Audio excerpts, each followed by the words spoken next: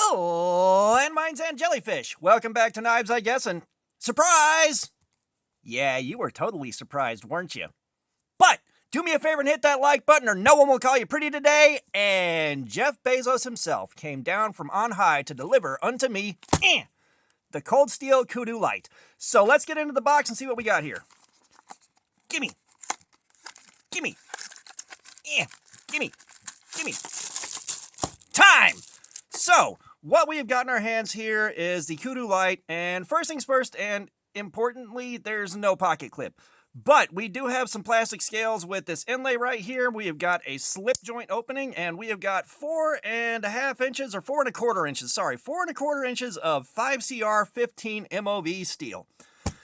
So, for those of y'all that don't really know that well, I am a bit of a cold steel fanboy. I'm a cold steel dork, and that's mostly because, as we all know, Captain America was created when Lynn Thompson peed on Howard Stark's lab equipment as a joke. This is well known. But seriously, like cold steel, they tend to bring some really interesting over-the-top designs like this, and the price is usually pretty low on them, or at least lower than they would be from someone else. And in my experience, the quality has been more than high enough to justify the price and the design.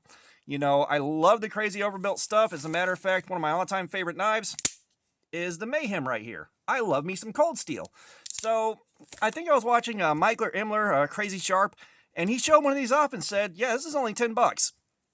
So I figured I'd go ahead and get one because I really wanted to check it out. Like, what's cold steel doing for $10? And, you know, like, I got this out of the box during the live stream. It came in, and if you guys are watching a live stream and Amazon shows up, I'll show you what came in before I do the first video on it. And, you know, I got it out of the box, and my very first thought is this is somewhat of a relic. So, things like this, you know, think about this seriously. Not too long ago, the 5CR15, the plastic and all that would have been totally acceptable and would have been considered a phenomenal value for $10. You know, like, you guys would have been losing their minds over this and probably did, and I really missed that train. Like, this is the first I'm hearing about this thing that I remember in a long time. I think the name might have popped up some years ago. So it was not on my radar at all. But, you know, I got to thinking about it. Like, this is an era that is in the process of becoming bygone right now. We're watching a shift in the industry, and we're watching a shift in the community from where I'm sitting. You know, I'm not the only voice on this, so feel free to sound off in the comments. I won't take anything that you have to say about your thoughts and feelings on that subject personally. I'm just speaking from my own perspective. But, you know, we're hitting an age where we're starting to see, like, 15, 13, $10 knives in D2 with, you know, much less ostentatious over-the-top designs, but you're getting better steels than 5CR15. You're getting, like, D2 for, again, like, between $10 and $20, depending on what you get and where you get it from. Some of it happens to have really good steel on it, some of it doesn't. You know, looking at you, Walmart Ozark Trail Axis Lock. Oh, that quality control. Oh, that quality control is god-awful. But, you know, you got stuff from Flissa. They got D2 right now for $10. They got it for $13. Like, a lot of D2 knives are like $20. And, you know, those, if you compare this to those, this looks like a cheap novelty. In this day and age, this looks like a cheap novelty. It really does, especially with the plastic on the scales. I can't remember what the material was. Oh, Zyx. The Zyx on this, it feels like cheap plastic. It feels like cheap gas station plastic, 100%. You know, the action on it's good and tight. The build quality, aside from that cheap feeling plastic, is not too shabby. It's not too shabby at all. You know, I do have some confidence in using this, especially because you got something here on the back to press on so that it does lock it in place. I am going to do Cardboard Slayer on this just to see how the 5CR15 holds up. And one of the cool things is this right here is going to be a welcome break to this part of my hand from the gap between scales on knives that chew this up so bad.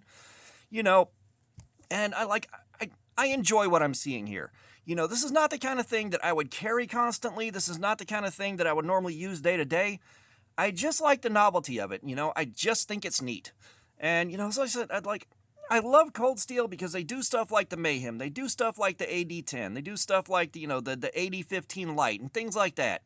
You know, they do the Espada XL, which I don't own yet. I don't own it yet. Yet is the key word there. I will one day. But, the Raja 2, the Formax Scout, stuff like that, they make stuff like that. It's very, very affordable. It's very accessible to guys that want something that's a bit ostentatious and overbuilt and don't have, hundreds of dollars to throw on almost anything else out there that's built similarly over the top with any kind of build quality on it. So I wanted to share this thing. I wanted to share my thoughts on it because I felt like it was kind of interesting, when I realized, at least, again, from my own perspective, from where we're sitting right now, we're watching the change in the industry. We're watching this fade into the territory of flea market stuff, no longer acceptable, no longer good enough. Because I know plenty of guys that would turn their nose up at that 5CR15 even at $10 right now. And it might have been a couple of years ago, like not very long ago at all, that this would have been fantastic for $10 even with the 5CR15 because it's not 3CR. It's certainly not going to be like 8CR13, but again, for $10, this would have been more than acceptable. And again, I found it really, really interesting when I sat back and thought about that for a little while. And I will say, with Cold Steel's lower end stuff, I've seen them be kind of hit or miss with the one thing that I love the most about getting a new Cold Steel, and that's the Cold Steel factory edges. So we did take this out of the box, and I did do the push cut on paper with it. It didn't look great, but I haven't popped the wire on the scale yet. We don't know what the number is on it. But for the sake of all things and all things that I can't think of to say right now, we'll do the push cut on paper. We'll see what it looks like on that for you guys. That is a very loud cut. It's nowhere near as, say, fuzzy and raggedy. Like, if you look right here, that is a nice, clean cut. It's not fuzzy, it's not raggedy, but it's not what I'm used to from Cold Steel. Let's see what the Mayhem can do.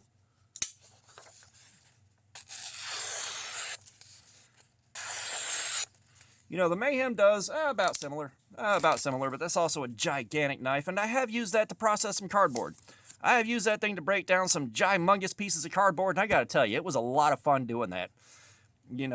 God bless Cold Steel. If y'all don't know, nuclear weapons were invented as a deterrent to Lynn C. Thompson, and they didn't work. But let's get a number on this with the edge sharpness tester, which you guys kindly provided through your super chats, channel memberships, what have you. Thank you for that. Stand back, everyone. I'm arming the boy. Eh! Okay, it's safe. Come close. We're just going to take one sample. 291. So that's not too much worse than a lot of other factory edges that we have seen from other brands like, Vosteed, some other stuff like that. Vosteed, I've seen some Savivis like that in the 275s. 291 is not terrible. It's certainly nowhere near as bad as a lot of the other edges I've seen in the hyper budget end. Like, this is what I would consider hyper budget right here. This is like about as accessible as it gets. Unless you're trawling Amazon and you're hitting refresh on pocket knife, price, sort, low to high, you're not going to find anything that holds up to this for that same $10 out in the wild. Unless you find, again, the Ozark Trail Axis Lock Dropout. If you find one of those without quality control issues and a decent heat treatment, you're in business. But, it's interesting. Like, this is what you could get for $10, and this is what you can still get for $10. And props for style points. Props for style points. Like I said, this thing is definitely interesting looking. It's got some flash to it. It's got some flair. For a slip joint, it's got a safety mechanism right here that would keep it from folding up unless you really, really went crazy on it. It's like, if you're gripping this thing pretty tight, you can feel this thing move, and that's a little bit of a warning.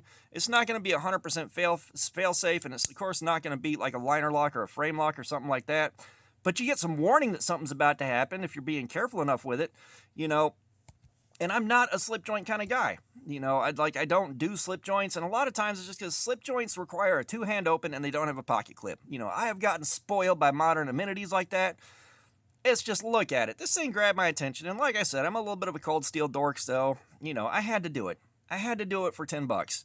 So, I just wanted to show this thing to you guys. I'll try to figure out how I can optimize carrying it and at least get 2 or 3 days of carry and use out of it just to see what day-to-day life with it's like. I may not get the full review cycle on it, but we are going to jump over. We're going to do Cardboard Slayer on it, and we're going to see what kind of an edge this takes. This may have a really good heat treatment on it. That doesn't mean it's going to last forever on Cardboard Slayer. I'd probably give it about 2 hours. If I remember right, 5CR can do about 2 hours on Cardboard Slayer, but it might take one crazy good edge, which I love seeing that. So I can't think of a lot else to say about that. Like I said, I just wanted to share those thoughts. And, whether you agree or disagree, share what you're thinking about that in the comments. Share what you think about the industry shifting the way it is right now in the comments. Do you agree? Do you disagree? I'm not going to take it personal.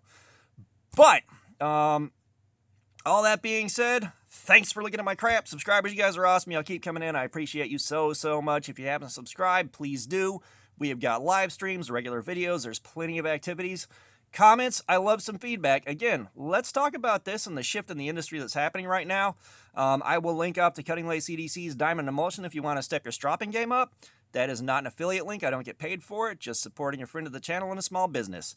So all that being said, y'all have a nice day.